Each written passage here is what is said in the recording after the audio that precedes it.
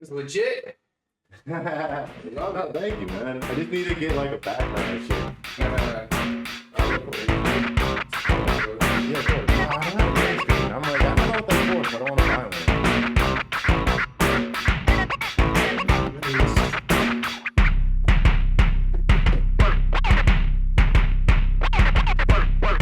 I'm gonna do that fucking,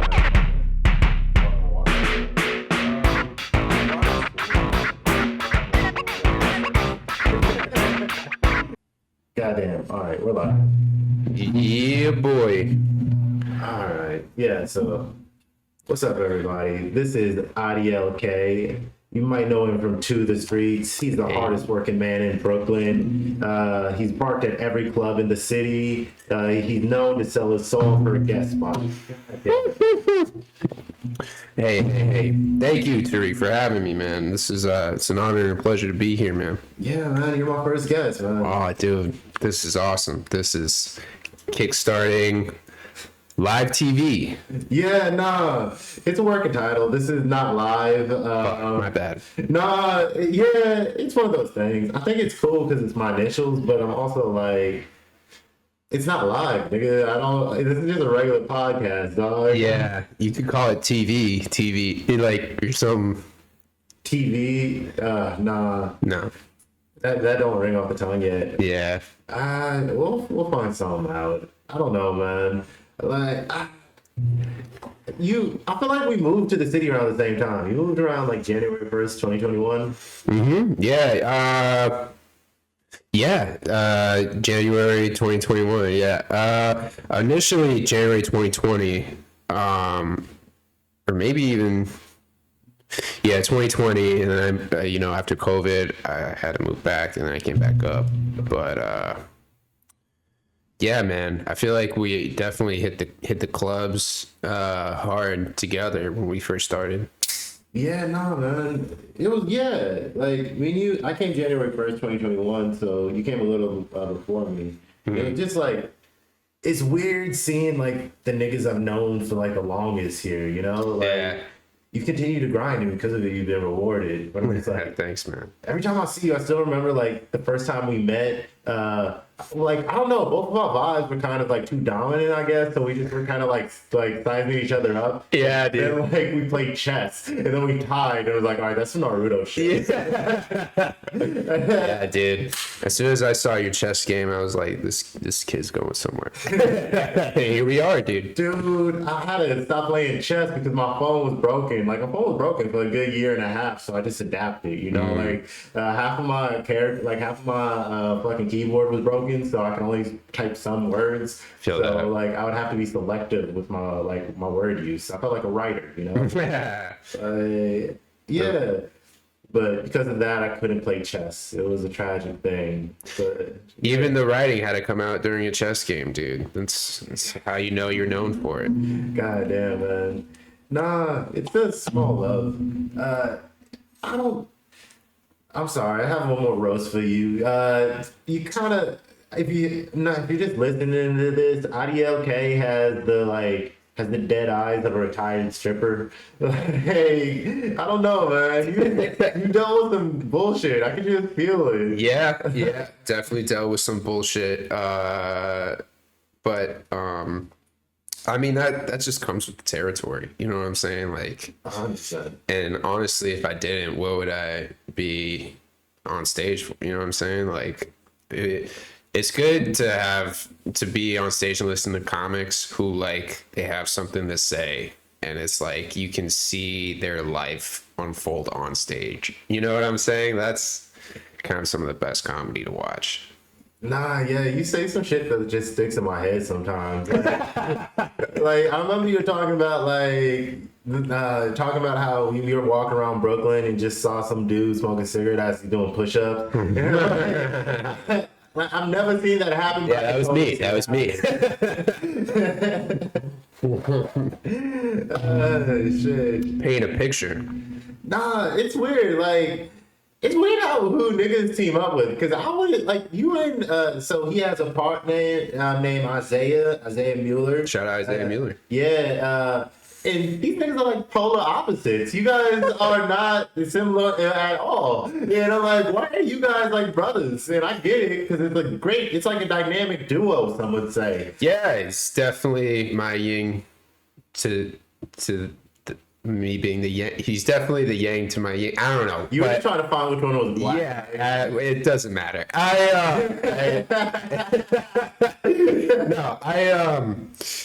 What's funny is too. I started out with Isaiah too, and me, and Isaiah, we were kind of hitting a lot of mics together, getting on shows and stuff. Yeah, that's and, when Old Man Hustle on the Lower East Side was like, it was a daily thing. It's like how Tiny Cupboard was. Yeah. Now. Yeah, man. We would be out there 6 p.m., 6 p.m. doing mics in the shed, dude. Yeah, it was wild. Pandemic, like, we moved here right when pandemic was like winding down. Like, it wasn't over. Yeah. Like, I remember doing mics in the subway, and I'm like, why? Like, I was young, so I didn't really think about it. But if I did that, I would not do that now. There were people still going on stage with masks, dude. Yeah. You know what I'm saying? Nah, like the mic condoms are a genius idea. People have bad breath. We need to just like that should be a standard thing.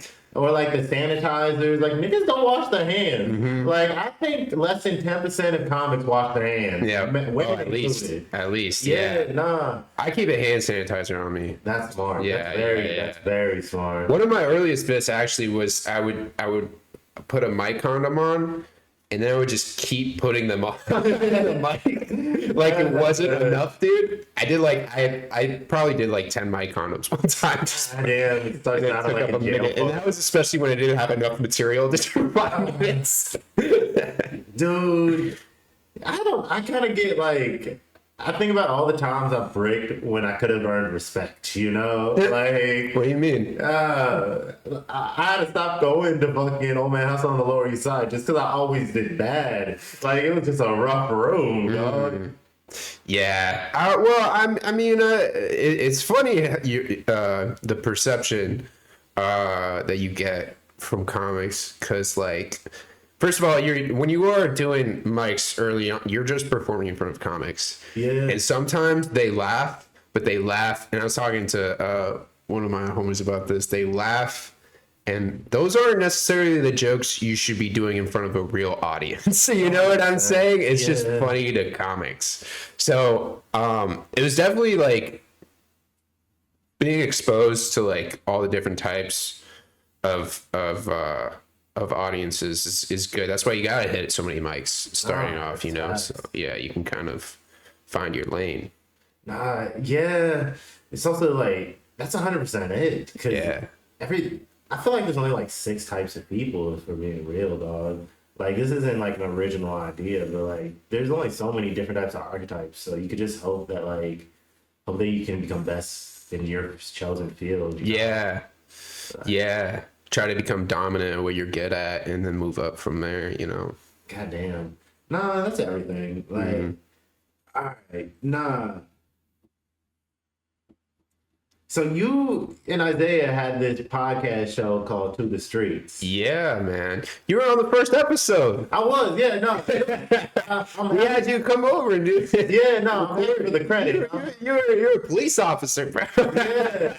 Nah, I'm happy for the credit. I'm forever grateful. You helped me out so much here, dog. Dude. But I'm also Pleasure working with you, dude. Yeah. A lot of fun. Yeah.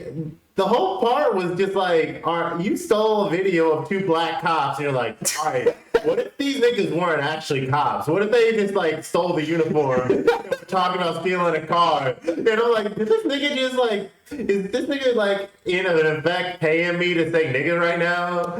What was so funny was when we shot it, like, so we have one dude writing the ticket, and one of the cops was just on his phone. And it was like, it looked so like they weren't, first of all, the uniforms didn't look like the standard uniforms that you see. They were like light blue, you know what I'm saying? Yeah. And then like, what was funny in that little part too was there was another comic who was totally not like, we didn't film with him, but he just walked past by. I think it was Ryan Kersey, and it was kind of funny.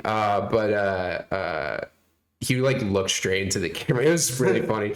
But the two cops, they just didn't look like they didn't know. One of them was writing the ticket, but he was just looking at his pad, and then the other one was just on his phone. They just and they were talking to each other. It looked like they were having a personal conversation. So we were just like, what if we were just like, yo, we could literally steal this car right now? Because they looked like they were contemplating what they were doing, and then we were just like, Tariq is the perfect voice. I would love to do voice acting, but like, I don't like. There's some niggas who just have amazing voices. Like, you know that nigga Anthony Barboza? Anthony Barbosa. I think his podcast is named like a Stoned Ape or something. I haven't heard him. I gotta look him up. He sounds like a narrator. He was just like born to hold a mic, you know? Like there's some people where it's just like it's gold when they talk into a mic, and I'm just like, gosh, dog. Big facts. Yeah. A lot of rappers have good voices for that. No, yeah, like my old boss used to say that like Future's whole thing is that he just has a cool voice, you know? Like, Yeah. if he's just rapping really like fucked up shit, but like he just sounds cool, you know? Like his voice is like cognac, so you just have to listen, you know? Yeah. There's a lot of rappers that aren't like that too, but yeah, the ones that are, I feel like they could have multiple, they're multi-talented and they could have multiple careers in what they do. So. Yeah, nah, that I fuck with like Future's that dude. Like I really love how he situated the Kendrick versus Drake thing. You know, like it was the Like That record that like started this. So it's like he set up the battleground. You know, he was Poland in this whole debate. I'm just gonna say that I could not listen to Drake on a podcast or like, you know what I'm saying? His voice is too. I couldn't listen. I feel like I couldn't listen to, like, I'm not saying he's a bad rapper, but I feel like if he was just on or narrating on a National Geographic thing, like I couldn't listen to it. You know what I mean? I feel like his voice is just for what he does. No, exactly. It's made to like Drake's music is just like it's audible candy. It just sounds good in the moment. There's nothing there, no substance. But like it sells, man. It's for made to be in the background. It's made for fucking parties when nobody wants to hear shit. But like also like Kendrick's music is very tiring too. You know, like You said tiring? Yeah, tiring. Like it's emotionally tolling. Like I fuck with listening to albums. So like there's a whole So thing. you'll listen to like an album straight through. Yeah. Nah, yeah, that's my go-to. It feels like reading a book, you know? It's like it's a whole journey, you know? Some niggas take a lot of pride into it. Like Kendrick's a nigga where like I feel like listening to the albums warranted, you know? All right, do you have a favorite album?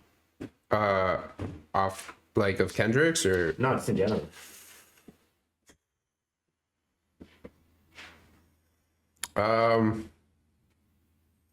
Biggie Smalls Life After Death. Yeah. That's a good album. Yeah. It definitely is. I've always fucked with Biggie, but like growing up on the West Coast, I fuck with Biggie just to be a hipster, you know? Like Tupac stayed playing on the radio. Like the only Biggie song that really played in Northern California was Going Back to Cali. Like California really we love nostalgia, you know? Like they still play a lot of like Sly and the Family, a lot of old funk, you know? Like I don't know, man. Like California has like the late adolescence. Like we still play shit from when we were cool in the early 2000s, you know? Like we're still trying to relive the hyphy movement, but like if somebody asks me what my favorite word, I'm gonna have to say bitch, you know? Like it's one of those things. Well, what's your favorite album? I have a lot of favorite albums depending on like what I'm feeling, you know? Like my most played album is Chance's Acid Rap, and I don't like Chance. Like I just really fuck with that album.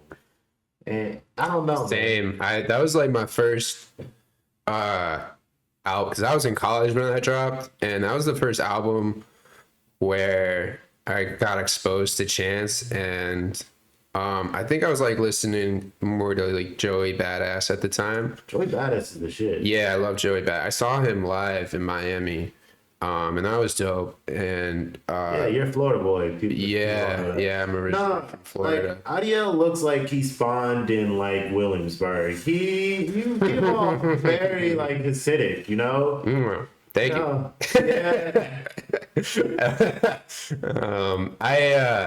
yeah. I like Chance. I've never seen him perform live, but I was talking to another artist about Chance, and Chance is he's also one of those multi-talented people where I feel like he's gotten better, but you could see he's getting more accustomed to the industry.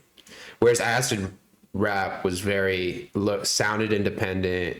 It felt independent. It felt like it's like one of those albums like this changed the world in a way. You know what I'm saying? Yeah, no, its imperfections is what makes it perfect to me. Also, I just grew up in a time where I would love it, you know?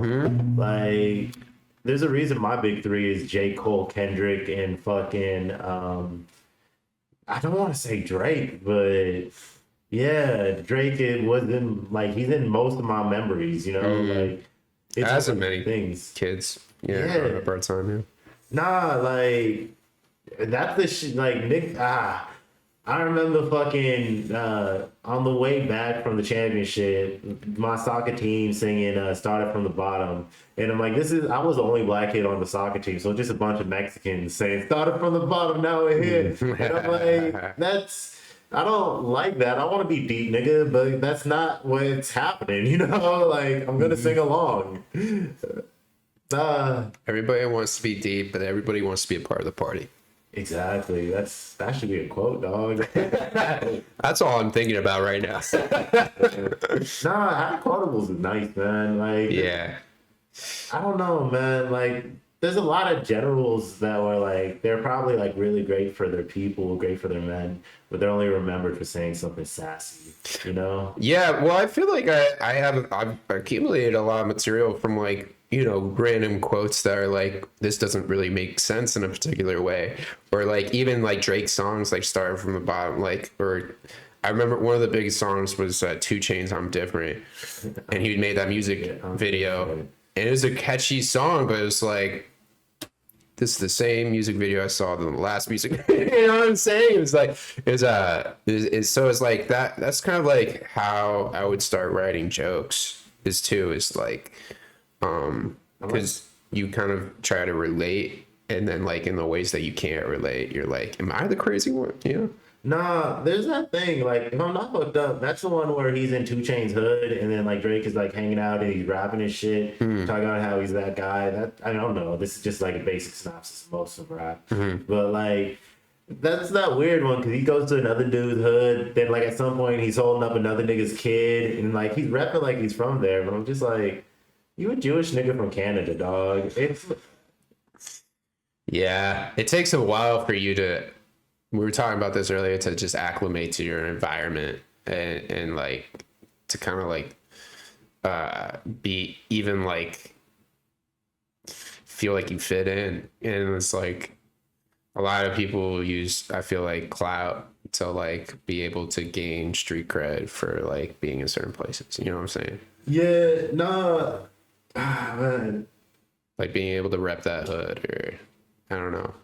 Nah, this is some shit where like, I don't mean to be a dick, but I think it's a really funny story. Yeah. All right. What is it? I heard from around the way that a certain comic was like booked to be on your, if I'm not hooked up, Get It Going, or what is the one you do at the Daily Press? Oh, Do It Show. You were on that show. I'm like, sorry, you know, 3 times. Yes, no, I'm fucking grateful, my nigga. But like, a bigger comic was booked to do it, and then she told you that, my act is better than your show, or something to that extent. Or my act is worth more than your show. Oh, so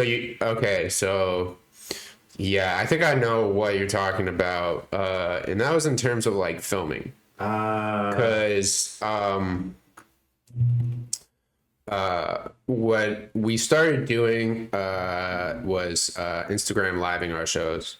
Okay. And then there's a comic that we booked who, first of all, when we were doing shows at the Daily Press, there's another comedy club like 2-3 blocks away called The Tiny Cupboard. and shout out to the Tiny Cupboard, but and the Daily Press. They were uncomfortable with us Instagramming live the show, and then when we said, me and Brandon made the ultimate decision. Shout out Brandon Scott, that Subway show. He made the ultimate decision, like, hey, we Instagram live our shows. So, you know, if you're uncomfortable with that, I'm sorry. But, and then it was like, she didn't want to do the show because we did that. And I don't know how to really feel about it without being biased, but I see a lot of these comics posting clips of their act, and most of the times these comics, they do the same act at different clubs and shows. They'll do the same act, right? So if you do an act that's good enough for posting 3 blocks away from our show, what's the problem with us posting it just a part of our show? You know what I'm saying? I get it. So it was like, I definitely had full faith in Brandon for making that call, and I'll stick by my co-host in terms of that. And any you know, work partner that I'm working with, that'd be Isaiah included, or like, you know, I have, I'm a ride or die. Say it with your chest. I'm a ride or die fam. Dude who, you know, it was a real blessing for us to even have a show at the Daily Press, you know. So we wanted to book the best comics that we could, and me and Brandon both took initiative on that front, and but we put the show before us, and we just wanted to make a killer show. So if a comic felt uncomfortable with the layout of the show, then, you know, maybe we can work with them sometime down the road in the future. But this is why you're successful, my nigga. Like, you broke that down so fucking diplomatically. Like, I never said who it was. It was a perfect chance just to talk shit. It was like, nah, yeah, you that dude, man. I respect it, dog. Yeah, well, thank you. You that dude too, Tariq, because like I like the pressure of the questions right now. I feel like right now it's like, you remember that Eminem Sway when like Machine Gun Kelly did that diss track? I feel like you're Sway right now. The questions, you know, and I'm just like, I'm not really responding the way Eminem will respond, but like, oh shit, we came in real clear there.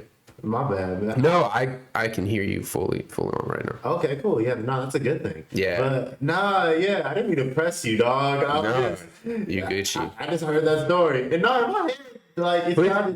You heard that from? We don't have to get into it, but I can't even remember. It's been like a year and a half. Like, it's just one of those things that floated in my memory. Yeah. I was just like, I love the idea of just being like, no, I'm better than this. Like, just don't even like, not even like a fucking middle, and just being like, I'm above a bar show. Fuck this.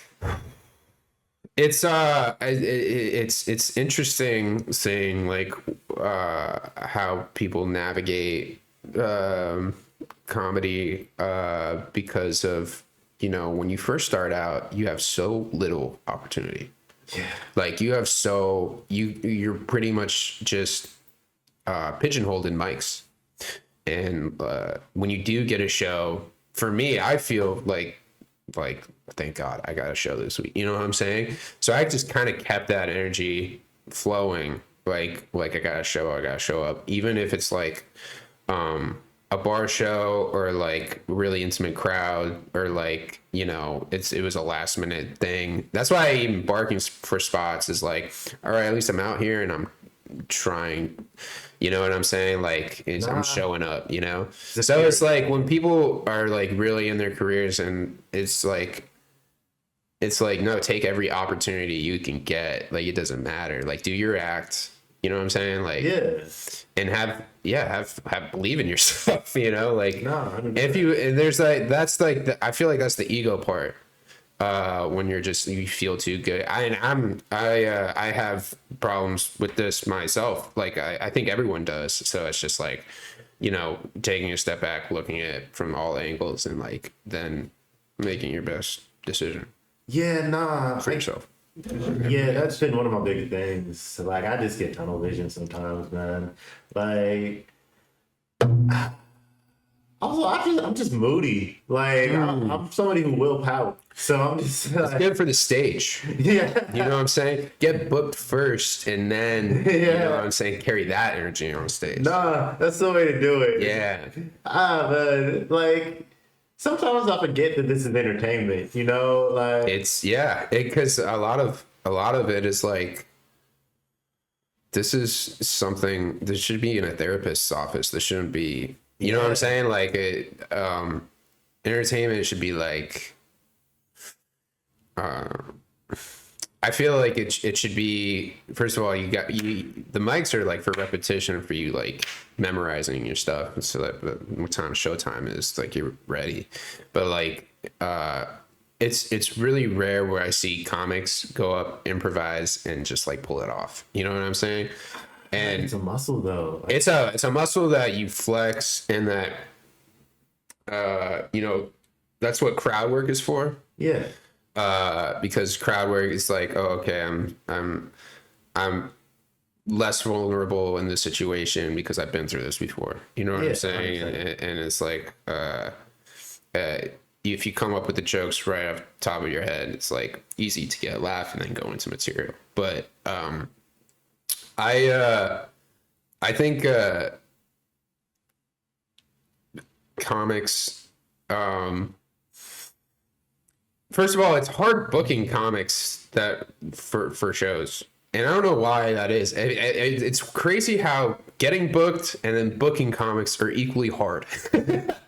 Like just from a producer standpoint, and I think partly is because the search for the right comic and the right show. Yeah. You know what I'm saying? Building a whole, like, and for that venue, for the crowd, you know what I mean? It's you need the perfect fit, and that takes time. So there's comics that do shows every day, and they're just like, I don't have time to do this, or they'll be going through something that I don't even know, I'm not even privy to. So I can't really, like, it's hard for me to like talk shit when I don't even have the full story of terms of like what they're going through. So no, that's all part of it. It's a level of maturity. It's why call it that. Man. That's why you do well. Appreciate that, man. Man. Yeah, but you did 2 of the Streets with Isaiah, and it's a 12-part fucking series. And it's really fucking dope, man. Thank you, dude. It's 7 episodes. Is the first season. Shit. I'm like, it's fun. No. No. I mean, we had a trailer, and then we had we're coming out with like this later today. So we're dropping a mockumentary. So that'll be fun. But we're working on season 2 right now, writing it out, kind of getting all the pieces together. We're working on other projects as well to lead up to that. I'm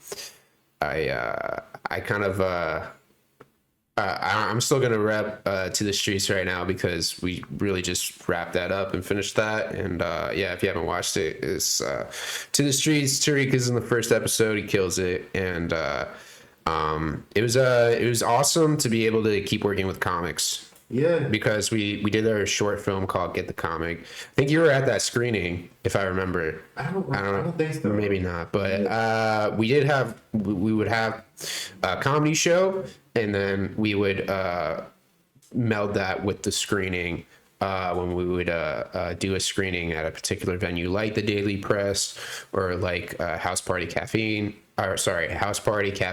Caffeine Underground, which is the shop I work at. Shout out Ian Ford.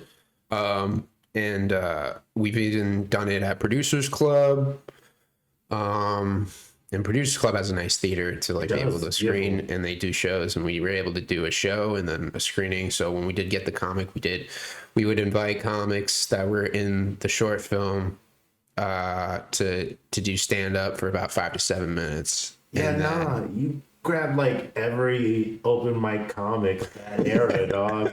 Like everybody got a free credit, dog. You're giving them out like fucking like Santa Claus. You were the Weinstein of this generation without all the sex shit. Whoa. You were like the cool guy, you know? Like Spielberg, bro. Come on, man. Out of all the Jewish names.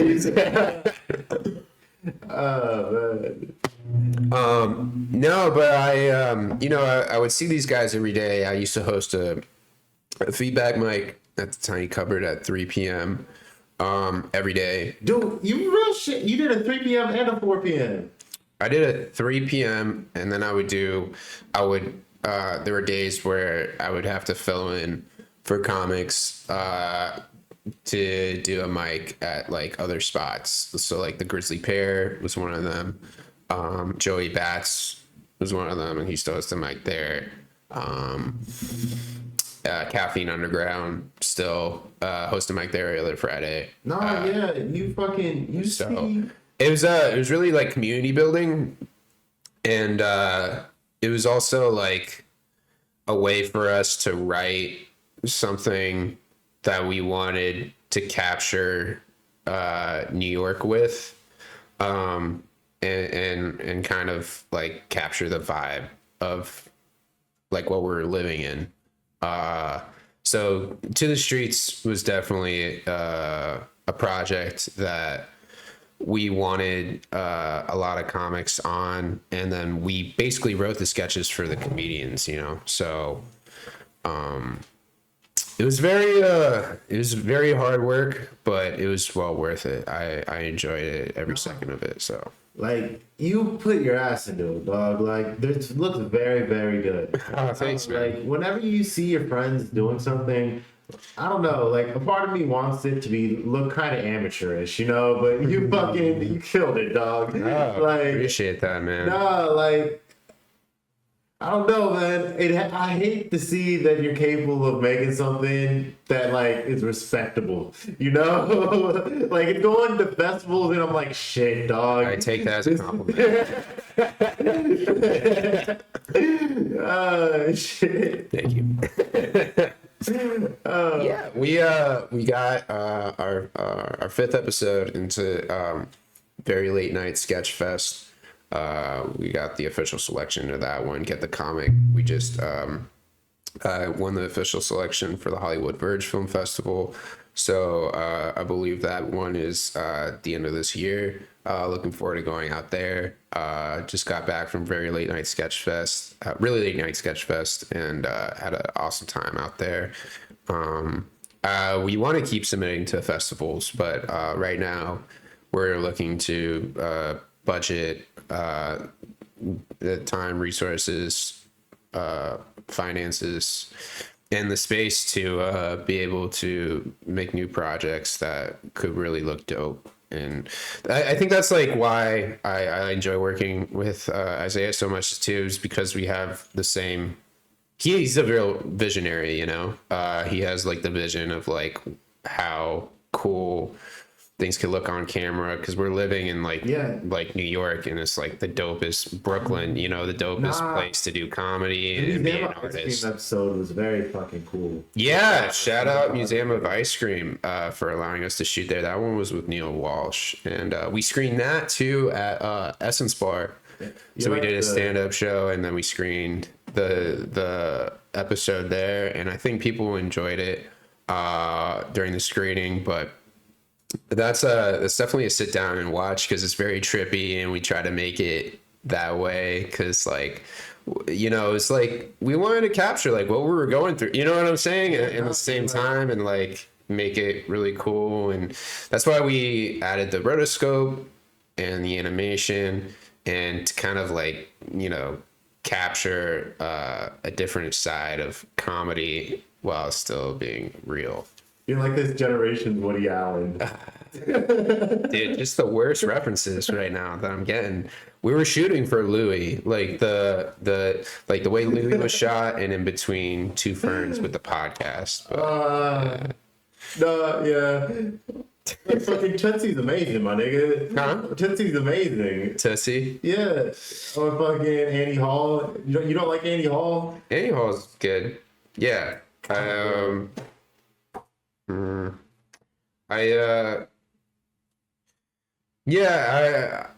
want it whenever I make something. For me, it's got to be like meaningful. I respect that. Cause like I feel like there's so much out there, and you don't know. There's so many variables that you don't know of what could happen. Like, and so you gotta like kind of be able to work with all those variables, and if you're making something, then why not? If it's like you're putting your own name on it, then why not make it the best it could possibly be, you know? No, that's 100% how you should look. And like, I'm grateful to Isaiah for pushing me in that regard, because he has this quote that I kind of live by now that I think I'll always remember. He said, pain is temporary, film is forever. And that was like, because I'm so new to film compared to, you know, the Natalie Portmans of the world who have been on the big screen since 8 years old, or Drew Barrymore, you know what I'm saying? Like, or, you know. Isaiah is such a combination of contradictions. Like, that's a weird way of saying he's a hypocrite. No. It's like, he's not. What I'm saying is like this sounds like he's a character of New York. You know? Like he's a fucking 5'2", like skinny Puerto Rican who is like, he's gay, but he's also really, really into conspiracy theories. Yeah. So like he crosses over into like a conservative, like alt-right sphere a lot of the times, and I'm like, that. You not attracting the type of people you like, dog. Like, you seem like you're going against yourself, homie. Like, but also, like, he went to art school, so he's also like, if I'm not fucked up, he went to college to be a director and shit. No, I don't think so. I don't think he went. I mean, that's a conversation you could have with him, but I don't think he went to school. I think he just knew what he wanted to do at a really young age, and I respect the fuck out of it, because cooler. He's making movies and doing comedy and doing what he loves, and that's all you can. I mean, that's a great gift to ask for in this life. So do it, man. Like, I'm here for that. I'll do that. You know what I'm saying? Like, that's. There's a lot of greats who just made their own shit. Like the nigga who made Clerks. Yeah, Kevin Smith. Yeah. No, Kevin Smith is right. Nigga. That was like one of the first episodes. The first episode we tried to kind of model up to the streets after was kind of a Clerks slacker type episode. We wanted to kind of be able to incorporate different genres into the streets. No, that's dope. And it's a dope premise just from the beginning. Yeah. It's just like two people finding fucking a podcast. That's it's of its time. Yeah. We wanted to be able to combine the sketch series, comedy show, sketch series in a podcast. So many comics that go straight from being on stage for so long to just starting to be in a room and podcasting. And then they start doing both of them. They start being on stage and podcasting at the same time. I mean, one of the greats at that is Mark Maron. Yeah. Right. And I think it was a cool idea for us to be able to put both of our heads together to make something cool like that, and to be able to capture the comics, because we really wrote for the comics. So to capture them in the sketch that we wrote for them and in the podcast portion as the character they are in the sketch is very, felt unique to us. And we kind of wrote it out that way. And I'm really happy with how it came out. So thank you for watching it, dude, and plugging it. And, yeah. It's just one being of those in it and where there's so many New York comics of this era in it where I'm like, somebody's gonna get famous out of there. It's gonna be like, it's gonna end up on somebody like, oh look, it's Brandon Scott, early tape. Like, it's one of those things, man. We're like, oh, this thing is playing the long game. He's doing it smart. He's doing it smart. Well, I like being exposed to all different outlets that are comedy related. I mean, when I first saw myself, I was like, I'm only going to be a stand-up comic. But then I would see shows like Louie and shows like Atlanta and Man Seeking Woman and like all these shows where, and the comedians, which like the comedians, I don't know if you've seen it, it's with Billy Crystal and Josh Gad, and they only had like one season because the network was just like, we don't get it. But it was like, that's how funny it was. You know what I'm saying? Because like most great shows like don't even really make it past the pilot or like the first season because of like it was before its time or you know what I mean? It would be so it was like I was really blessed to be able to I feel like make To the Streets what it was, because like it just kept like escalating in terms of the amount of like stuff we could do with it, with each character in every episode. It just kept escalating the more episodes we kept doing, and it was really cool how we finished it. So yeah, I respect everybody who does comedy and does sketch writing and TV and if you could have like a director's tag, like you know how like Pharrell has like the 4 beats, or like Quentin Tarantino has this thing with beat. Like, what would your directing tag be? What would a recurring element in the Adiel Kay piece be?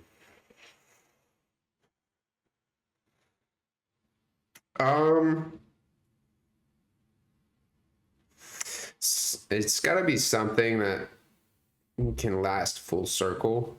Is it Tough Latinas? It's a commonality of both. Tough Latinas. Yeah. Like you just like somebody speaking Spanish with a leather jacket. I do like Latinos.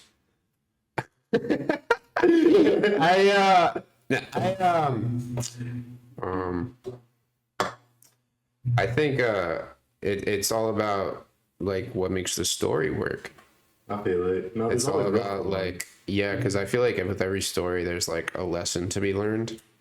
You know what I mean? If you kind of like build it around that, then like the Quentin Tarantino with the feet, that's really just Once Upon a Time in Hollywood. I feel like because like what about the one where him and his brother play convicts, and then there's fucking Salma Hayek with the snake, and then she like does. Wait, what film was that? Till Dusk Till Dawn, right?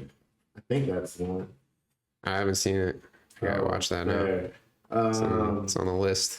Or in Pulp Fiction, where the girl with the bob takes off her shoes to dance. Oh, Uma Thurman? Yeah, Quentin, John Travolta does that too, I think.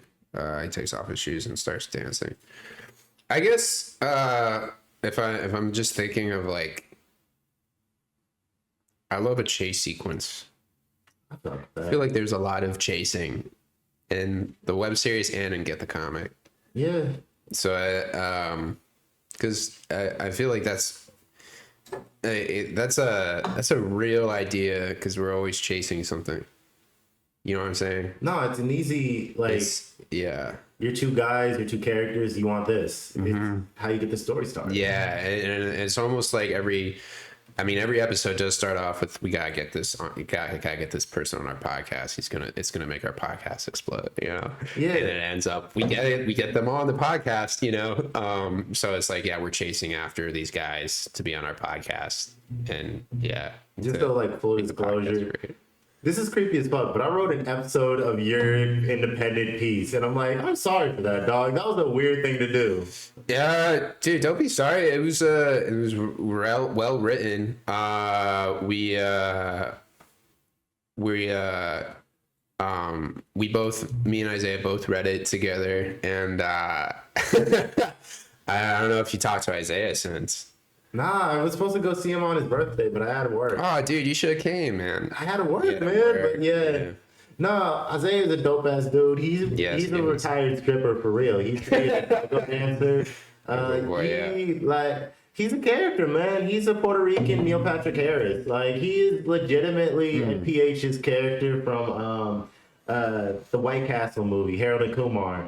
Like he's fucking yeah. Nah, my life is definitely better for knowing that nigga. yeah. Shit, I'm gonna do my book report real quick. So this week I've been listening to the audio book. I'm not gonna lie. Nuclear War by Annie Jacobin.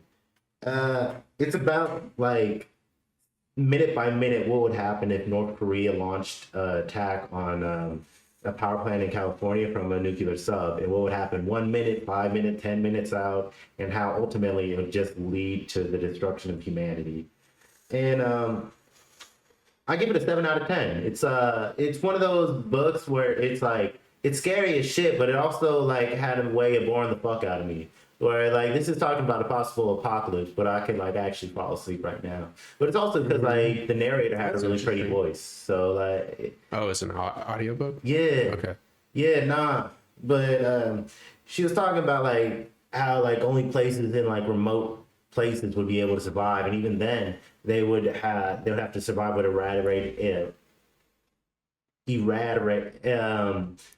radiation water. Gotcha. Yeah. I thought you were going for eradicate, but then it changed it up a little bit. All right. Yeah. Nah, so like I'm originally from Stockton. So if you don't know, Stockton's famous for Nate Diaz and gang violence. It's a like Central Valley, small little piece of shit town. So like that's the one good thing is like we have no risk of being nuked. Like people would forget about us, dog. Like, but being in New York City, we're the first person like the terrorists are gonna attack. You know, like in every movie, is my hometown getting like it's my neighborhood getting destroyed. You know. Yeah. That's I think that's a side effect of the tunnel vision you have, my guy.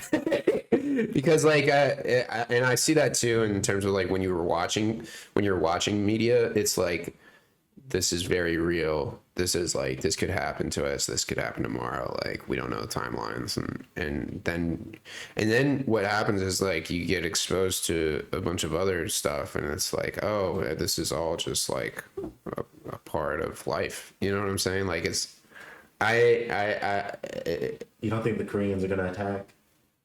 I hope not. I don't want anybody attacking anybody. I mean, what's happening in the Middle East, man? It's. I don't support, you know, any of that. I understand reading about it and being knowledgeable and but there's another aspect of like fear. Like don't let fear in. Don't fear it. Like just Have you ever seen Red Dawn? yeah, I've seen the Soviet movie. Yeah. Nah, you don't have a fantasy going into the mountains, leading like a group of teens in a rebellion against the communists. You know, like Wolverine. But that doesn't appeal to You know you. what's so funny is I watched that movie so young, like in elementary school / middle school, and they like I get it, right? But this is worst case scenario. You know what I'm saying? Yeah. The fact that we are one button away from nuking a place is wild to me. Nah, like One room, one button away from it, and it's like that should never happen. And it's a weird thing because it's the only weapon where like generals aren't in charge of it. The president is. right. And not even a military dude. Well, I think that in a way, I mean, look what happened with the Cuban Missile Crisis. Like, if the military was in charge of it, we would have, done damage. Whereas, It was a failed invasion, right? John F. Kennedy was very patient with the circumstances and, didn't do it. So I think JFK's cool. He's the last like war president, Like he's the last like Nigga who was in the military. He was in the military. Yeah. He was in World War II, and then he was shot down, if I'm not fucked up. I know Marilyn Monroe, which I know Ronald Reagan, I believe, was in the military. Or he might have just been in movies. Nah, he's a movie star. Yeah, he was. Yeah. Also, if I'm not fucked up, his wife was really good at sucking dick, which is a great legacy. Yeah. All right, so this is I really got away from an hour, 2 minutes, 2 minutes. How you want to wrap it up? All right, this is Adiel Kay. You can catch him at Adiel Kay. This was a wild interview, my guy. I appreciate being the first episode. Shout out to Tariq Palante for starting this podcast, man. No, this is the shit though. Like, you're one of my oldest friends in New York, and this was a weird interview. So I'm like, how's it gonna be like interviewing people who don't know me? You know? Yeah. Yeah, that's why dude, you did your research, man, and I appreciate you watching and being on this comedy journey with me, dude. It was really cool doing shows with you, and the fact that you're doing a podcast now is just like dope. I'll definitely support and. Nah, nigga, you are the realest dude. Like, you've given me more opportunities than anybody else, and I'm just like. You're really just like, you're too nice off of nostalgia, my nigga. Thank you, man. I'm very grateful. Yeah, thank you, dude. I saved the harshness for the stage. Yeah. It's been great, dude. All right. Thank you, everybody. Thank you.